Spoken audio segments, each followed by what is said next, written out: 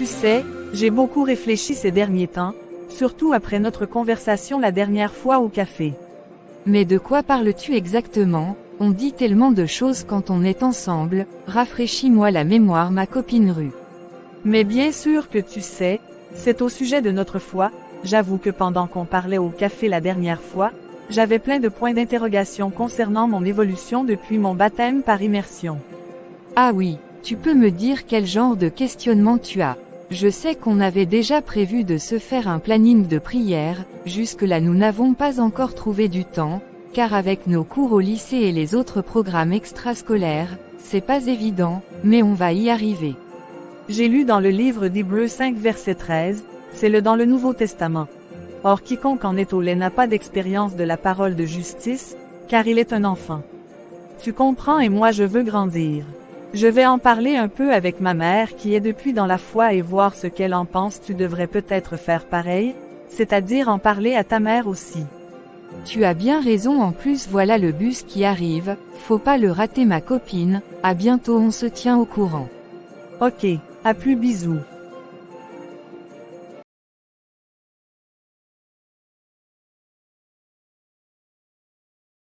Bonjour ma chérie, comment était ta journée au lycée? Salut maman, ça va. C'était une journée normale, mais avec Ruth nous avons beaucoup parlé, et je voulais te demander toi ce que tu penses de ce verset biblique dans Hébreux 5 verset 13. Or quiconque use du lait n'a pas l'expérience de la parole de justice, car il est un enfant. Oui ma fille Ruth, si tu poses cette question c'est plutôt bon signe. Voilà ce verset illustre la croissance dans la foi. Or le lait dans ce cas présent est la parole élémentaire qu'on reçoit après avoir accepté le Seigneur Jésus comme Seigneur et Sauveur personnel et le baptême par immersion. Oui maman comme dans 2 Corinthiens 5 verset 17 si quelqu'un est en Christ il est une nouvelle créature les choses anciennes sont passées et toutes choses sont devenues nouvelles oui je sais mais que faut-il faire pour grandir dans la foi? C'est un processus ma chérie, étape par étape et le Seigneur apprécie cette attitude. Ainsi pour grandir voici ce que dit la Bible dans 1 Pierre 2 verset 2 désirez ardemment, comme des enfants nouveau-nés de vous nourrir du lait spirituel et pur afin que par lui vous croissiez.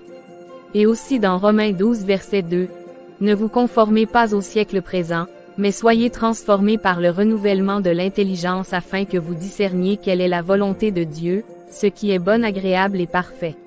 Ah oui ok, merci maman très belle conversation avec toi, encore merci. Très bien Zoé ma chérie, maintenant tu vas aller manger et te reposer pour te remettre de ta longue journée et faire tes devoirs. Bien maman merci maman, ces versets me donnent encore plus de motivation pour grandir dans ma foi. Je suis reconnaissante de t'avoir comme modèle dans ma vie spirituelle. Bonsoir ma chérie déjà retour du lycée j'ai pas vu l'heure passer surtout que j'étais plongée dans la lecture de la Bible. C'est très intéressant de voir la mission de notre Seigneur Jésus à travers les Écritures par exemple dans Ésée 61 au verset 1, 2 Esprit du Seigneur l'Éternel est sur moi, car l'Éternel m'a oint pour porter des bonnes nouvelles aux malheureux, pour guérir ceux qui ont le cœur brisé, pour publier une année de grâce de la part du Seigneur, n'est-ce pas merveilleux ça? Bien sûr maman à ce propos, Zoé et moi avons eu un échange aujourd'hui à l'arrêt de bus concernant la croissance dans la foi.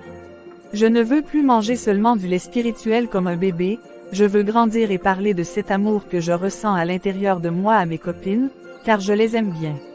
Oui ma fille la croissance est un processus.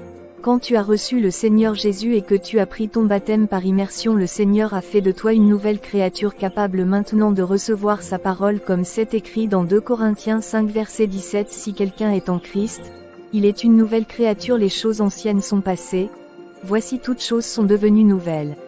C'est aussi en allant dans les activités des jeunes à l'église en priant et surtout en lisant ta Bible que tu grandis. Merci maman je suis contente de t'avoir dans ma vie ton expérience spirituelle est une vraie bénédiction pour moi. Je suis tellement fière de toi, ma chérie. Et n'oublie jamais que je t'aime et je serai toujours là pour toi.